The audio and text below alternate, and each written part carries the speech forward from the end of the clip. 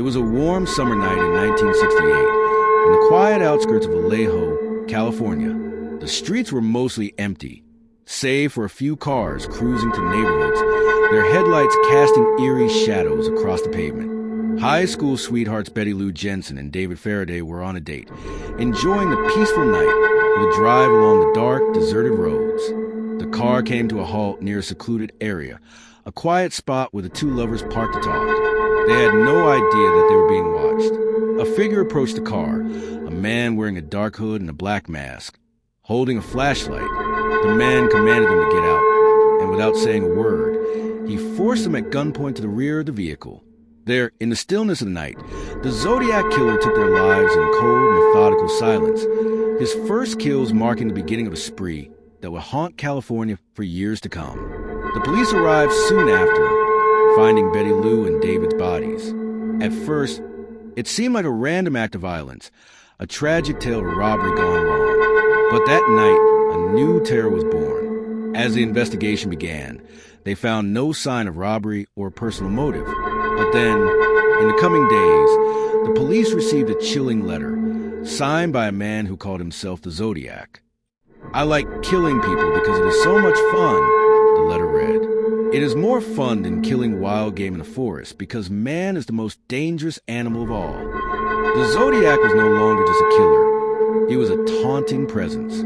He knew the police would come after him, but he was smarter than they could imagine. This was only the beginning. The Zodiac killer's reign of terror was just getting started. Just 6 months after the brutal slayings of Betty Lou Jensen and David Faraday, he struck again. On the night of July 4th, 1969, at Lake Berryessa, Brian Hartnell and Cecilia and Shepard were enjoying a peaceful day by the water when they were suddenly approached by a man wearing a costume. This time, he didn't just have a mask. He had a symbol, a black, hooded robe, and a symbol on his chest resembling a cross with a circle around it, a disturbing sign that would become associated with the killer. The man brandished a knife and ordered the young couple to lie on the ground. Without hesitation, he tied them up, and then, in a brutal act, he proceeded to stab them repeatedly. Afterward, he used Hartnell's car keys to draw a symbol on the car door, a symbol that would become synonymous with his name, a large cross inside a circle. The killer didn't end his attack with the stabbings. No, he wanted his moment of fame, his claim to infamy. As Hartnell and Shepard fought for their lives, the Zodiac calmly walked to a nearby phone booth and called the police, taunting them with his success and threatening to kill more. "I am the murderer of the 2 teenagers last Christmas at Lake Herman," he said. "I will go on killing people until I am caught." Again, the Zodiac left behind another clue, a cipher. His obsession with puzzles was becoming evident, and for the first time, he used a unique cipher in his letter, a complex, unreadable code, the first of many, which he claimed held the key to his identity.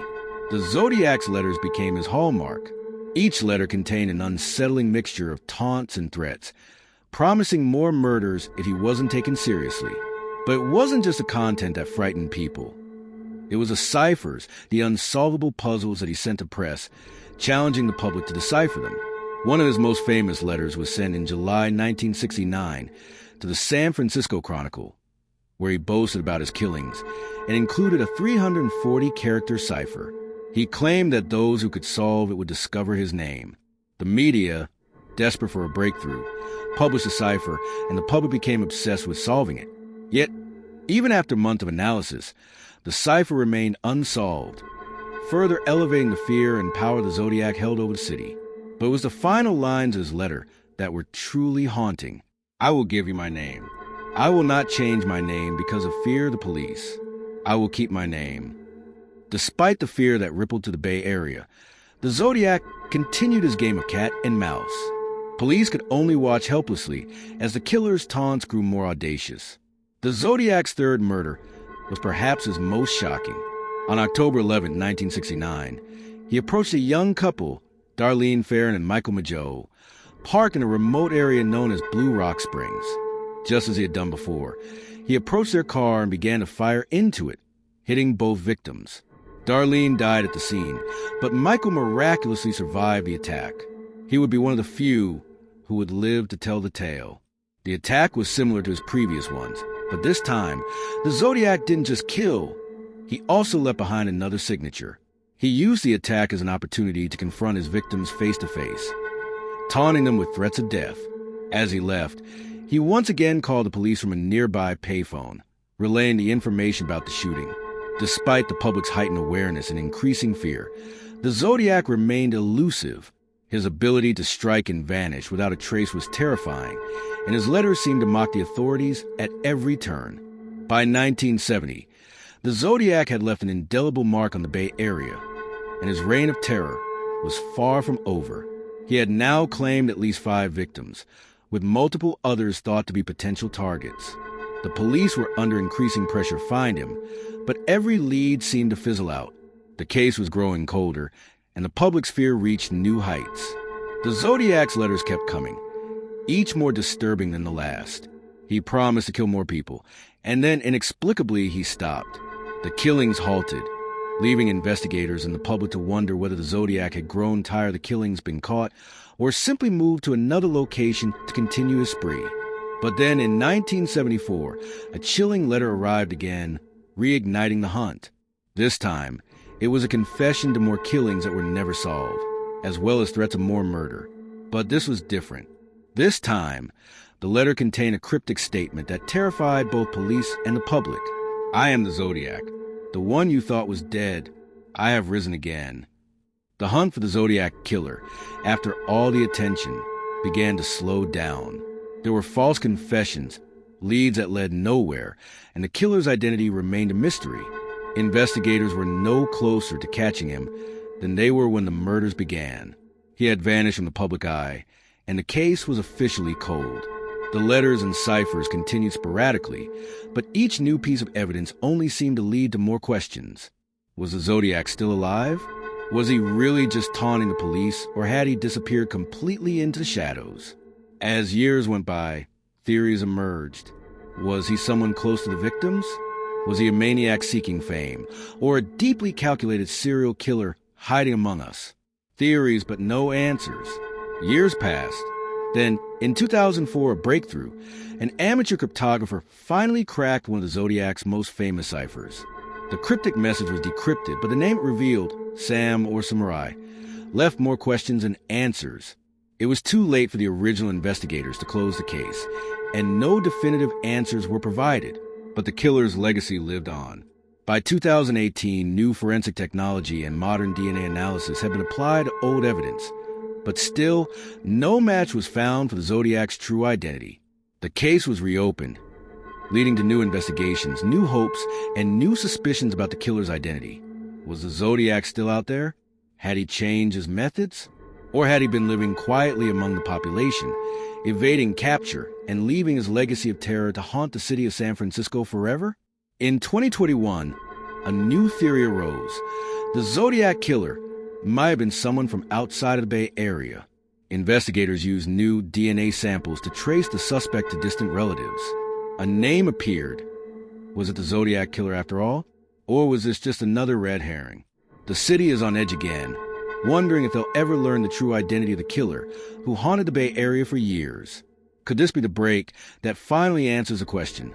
Who was the Zodiac killer? The Zodiac killer, a name now etched in the minds of all who had followed his grisly crimes, was no longer a visible threat, but his silence was perhaps the most unnerving thing of all. After his string of killings and cryptic letters in 1969 and 1970, the murders stopped. The press speculated wildly. Had he been caught? Had he grown bored? Or had he simply slipped into the shadows, waiting to strike again? Law enforcement had no answers, and no more bodies were found. With every passing year, hope of catching the Zodiac seemed to dwindle. Detectives turned their focus on other cold cases, but the fear he had instilled in the Bay Area remained palpable. His mysterious disappearances only heightened the terror that had gripped the region for years. But just when it seemed like the city could breathe again, something new arrived. Another letter. It was 1974. The Zodiac had been dormant for 4 years, but the letter that came that winter reignited the flames of dread. Written in the same cryptic cipher, the letter claimed responsibility for multiple unsolved murders, chillingly taunting law enforcement. "I have not finished. I am still here. There are more to come. The body count will rise. No one knew where the Zodiac was, or if he was indeed the one responsible for these new murders. The letter raised questions. Was he returned to finish what he started? Or was someone else now adopting his identity, taking advantage of the fear his name evoked? The Zodiac's return had shaken the already fractured investigation. The letters continued to trickle in, each one as cryptic and taunting as the last. But with each new letter, investigators felt the same chill. They weren't just chasing a killer anymore. They were chasing a ghost. Detective Sarah Turner, now one of the lead officers investigating the case, felt an unnerving sense of obsession building within herself. She had spent years looking into the Zodiac's killings, trying to piece together the evidence. But every lead led to a dead end. Yet, something about the Zodiac's methodical letters and cryptic messages felt personal to her. She needed closure, not just for herself, but for the families who had suffered at the hands of the killer. Turner began to follow a new lead, something no one had thought to consider. A pattern in the letters seemed to suggest that the Zodiac was close by, perhaps even living among the victims' families or within a close-knit community. She began to interview people looking for a common thread that could tie everything together. Her instincts told her that the Zodiac hadn't just been hiding. He had been close to the investigation the whole time. Meanwhile, the Zodiac killer, though silent, was not idle. He had spent years carefully watching the investigation unfold, studying the public's reaction to his cryptic letters. He knew he was feared, and he fed off that fear. In the privacy of his home, he carefully constructed his next move. Gary, or Sam, as he was now calling himself, had made his escape. His face remained hidden in plain sight, a quiet man in his 40s who worked a mundane job in construction. He could walk down the street unnoticed, his unsettling past buried beneath layers of time and lies. But in the back of his mind, the Zodiac's game was far from over. He had a final, chilling plan: to leave one last cipher, one final letter that would outweed the law and push the authorities into a corner from which there was no escape. He had been watching Sarah Turner, her persistence, her drive, her obsession with the case. And as he saw her digging into new leads, he smiled to himself, knowing that her determination would soon be her downfall. In early 1977, a letter arrived at the San Francisco Chronicle, a masterpiece of cryptic genius. The cipher was complex, even more so than anything that had come before. It contained a message that was impossible to decipher with the tools and knowledge available at the time. The letter read, "I am the Zodiac. I have been waiting for the right time. Soon, the final piece will be revealed. Solve the cipher, and you will know where I am. But be careful. Once you know, the truth is only a whisper away." The message was chilling. The cryptic phrasing, the use of whisper, hinted that the Zodiac's plan was nearing its conclusion. He was ready to reveal himself. If they could only decode the cipher. Sarah Turner, along with a new team of cryptographers and forensic experts, worked tirelessly on the puzzle. The clock was ticking, and Turner could feel the weight of every second.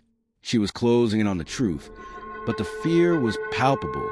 If she failed, the Zodiac would slip away again. As days turned into weeks, the cipher proved even more complicated than expected. The team had run through every possible approach, but the symbols in the code seemed to defy logic. Frustration grew among those working on the case. They feared that once again, they were being toyed with by a man who had outsmarted them time and time again. Then, just when it seemed like the case was about to go cold again, something shifted. Turner had been reviewing old case files when she stumbled upon a connection that had been overlooked. The Zodiac's earlier letters contained subtle hints about places he frequented and people he may have known, clues that had been dismissed because they didn't match the police profile. But now, those clues seemed to line up. Turner realized that the Zodiac hadn't just been picking random victims.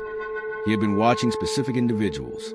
There was a connection between the families of the victims, a web that linked back to a group of people who had been part of the same circles.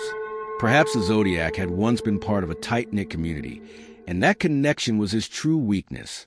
Turner's lead was promising, but just as she was about to make a breakthrough, the unthinkable happened. A chilling phone call came through. It was a voice she recognized instantly, low, calm, and disturbing. "I'm watching you, Detective Turner," the voice purred. "The truth is closer than you think, but not everything is what it seems. You're chasing shadows. Keep going, though. It will be your undoing." The call ended abruptly, leaving Turner frozen with a sense of dread she couldn't shake. Was this the Zodiac? Had he been watching her all along? Was he closer than anyone had thought? In that moment, Turner realized she was no longer just an investigator. She had become part of the Zodiac's twisted game. He was playing with her mind, pushing her closer to a revelation that she wasn't ready for. As the investigation continued, Turner's team began to unravel more disturbing connections between the Zodiac and the people closest to victims. But with every piece of the puzzle they fit together, new questions arose. The deeper they dug, the darker the truth became. The Zodiac's letters grew more frequent, more menacing. It became clear that he wasn't just playing a game. He was preparing for something far more sinister. His final act was not just about ending his killing spree. It was about exposing the truth in a way that no one would expect. But before the Zodiac's final revelation could be made, Turner received a strange letter, this one different from the rest. It wasn't a cipher, nor was it a taunt. It was an invitation. "Meet me where the shadows fall," the letter read. "Come alone. It's time to end this." And so, Detective Sarah Turner found herself standing on the precipice of the final confrontation. She knew the truth was near, but would she be ready for what she would uncover? The months that followed the strange invitation in the Zodiac's letter were filled with a relentless pace of investigation. Detective Sarah Turner couldn't shake the feeling that the Zodiac was leading her somewhere she wasn't prepared to go. His cryptic messages were more than taunts now. They were road signs, directing her toward a final confrontation. For weeks, she reviewed every clue, every cipher, every line of those eerie letters he had sent over the years. The message from the latest letter, "Meet me where the shadows fall," haunted her. What did it mean? And why? After so many years of silence, was he reaching out to her now? She knew that this wasn't just another mind game. This was his last move. The chilling realization set in. The Zodiac wasn't finished with his spree. He was preparing for something monumental, and she was the key to it. Sarah's team scoured every corner of San Francisco, following up on every lead. She even consulted experts in codes, hoping to decode something that might give her the precise location of the meeting. Days turned into restless nights, but she wasn't about to give up. Then it happened. Sarah pieced together a new theory based on something subtle but significant. The Zodiac had mentioned shadows. She knew the city well, too well, and there was only one place where shadows fell long and dark, an area that remained untouched by time, a place where forgotten met the present. The location was an abandoned mansion on the outskirts of San Francisco, near the cliffs. It was an eerie, decaying structure, a former private estate that had fallen into disrepair decades ago. The mansion had been the site of rumors about unsolved disappearances and whispers of occult activities, but nothing concrete ever surfaced. To most people, it was simply a derelict building, but to Sarah, it was where the Zodiac was waiting. The moment Sarah confirmed the mansion's location, she knew it was a trap, but she also knew that this was a moment she'd been waiting for, the moment where everything would either end or escalate beyond imagination. The Zodiac had drawn her here for a reason, and she couldn't back away now. The mansion loomed before Sarah as the sun dipped below the horizon, casting a menacing shadow over the broken windows. The wind howled through the trees, rustling the dead leaves scattered across the yard. Sarah's heart raced. Her instincts told her to be cautious, to wait for backup. But something in her gut told her she was running out of time. She entered the mansion cautiously, her footsteps echoing on the dusty floors. The air was thick with the smell of mildew, and the sound of her breathing filled the empty halls. As she ventured deeper into the mansion, the walls seemed to close in around her. Her flashlight flickered in the darkness, casting brief flashes of light on strange symbols carved into the walls. Symbols that eerily resembled the ones seen in the Zodiac's earlier letters. Suddenly, she heard a sound, a faint whisper from upstairs. She froze, holding her breath. It was a voice, low and distorted, coming from the darkness above her. "You're getting closer, Detective Turner," the voice said. its tone mocking, cold. But there's so much you still don't understand. Sarah's heart skipped a beat. It was him. The Zodiac was here, watching her, waiting for her. As Sarah cautiously ascended the stairs, the floor creaked beneath her, each step like a drumbeat in the silence.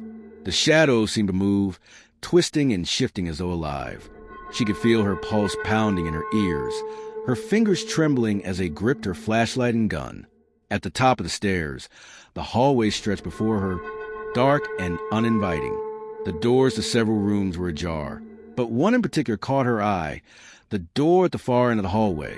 A flicker of light danced under the door, but it wasn't just the light of the flashlight. It was something else, something unnatural. She approached slowly, her hand steadying the gun at her side. Her mind raced. What was the Zodiac waiting for? What had he planned for her? She couldn't shake the feeling that she was walking into a trap that had been set years in the making. When she pushed the door open, the scene before her was nothing short of grotesque.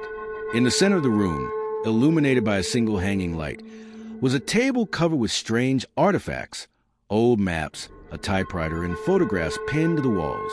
But it was the figure sitting at the table that made Sarah's blood run cold. There, seated and facing her, was the Zodiac killer. He was no longer the shadowy figure who had haunted the city for years. He was an ordinary man, seemingly in his late 40s or early 50s. His face was weathered, with a beard, and his eyes were cold, calculating. He was dressed casually, wearing a t-shirt and jeans, as if this was any other night. The Zodiac's hands were clasped in front of him, and when Sarah entered, he looked up at her with a mixture of amusement and disdain. He said nothing at first, just stared at her. "I've been waiting for you, detective," he said softly, his voice almost a whisper. "You're the one I've been watching. I knew you'd come." Sarah's heart hammered in her chest. The realization hit her like a wave. The Zodiac was no longer a faceless killer. He was here, alive, and in front of her. And in that moment, she understood. He had been planning this moment for years, and now, she was a final piece in his twisted game. The Zodiac continued to speak, his voice chilling in its calmness. "You followed me for so long, detective. You're smart. You've uncovered things about me that even I didn't know I was doing. But there's one thing you don't understand. You see, I'm not just a killer. I'm the end of something much larger." He paused, watching Sarah carefully as if waiting for her reaction. But she remained silent, her hand tightening on her gun. She couldn't afford to be distracted. "The truth is, detective, I'm not the only one. There are others like me, others who were trained, who were groomed. I didn't start this, but I sure as hell perfected it. And now, I'm the one who holds the answers." Sarah's mind raced. Was the Zodiac telling the truth? Had there been more killers out there, waiting to be uncovered? Were there others in the shadows, watching just like him? Before Sarah could respond, the Zodiac stood up, his movements fluid and controlled.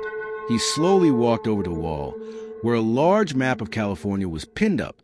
He pointed to various locations marked with pins, each one a site of his killings or places he had visited. "Do you see it, detective?" he asked. "Each of these places is connected to me. But there's something deeper here. A network, a web of death." He turned back to her, eyes gleaming. "Your real task, detective, isn't to catch me. It's to stop what's coming next. And you're too late." Before Sarah could react, the lights flickered and then went out completely. She heard a sound behind her, a scraping, and then the unmistakable click of a gun being cocked. The air was thick with tension, and every second seemed to stretch into eternity. Detective Sarah Turner's mind raced, trying to process the full scope of the Zodiac's twisted plan. The lights flickered one final time, plunging the room into complete darkness. Her heartbeat thudded in her ears as she stood frozen, the weight of the moment pressing down on her. She could hear the Zodiac's breathing in the stillness of the room, and then the unmistakable sound of movement, swift and calculated. She knew he wasn't done yet. This was his final game, and she was the target. Her fingers tightened on her gun, but she didn't fire. She knew she needed to be smart. The Zodiac had spent years playing this game, controlling the narrative, and she couldn't afford to let him manipulate her now. This had to end. "You're too late, detective." The Zodiac's voice came from the darkness, its coldness sending a chill down her spine. "You'll never stop me. I am everywhere." Sarah's breath quickened. She couldn't see him, but she could hear him moving. His voice was coming from all directions, mocking her. The fear inside her was palpable, but she held her ground. She remembered something from the letter he had sent, something he had said about his power being uncontainable.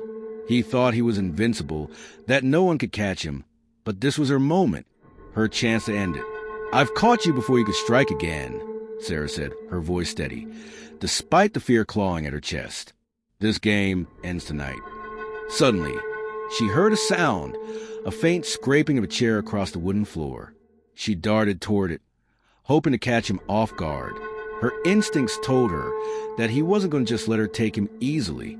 No, the Zodiac wanted one final moment of control, one last act of terror before the game ended. As Sarah moved through the darkness, she stepped on something sharp, perhaps a broken piece of glass, or worse, one of many bizarre objects he had scattered around the room. The pain shot through her foot, but she gritted her teeth and ignored it. She couldn't afford to let anything distract her now.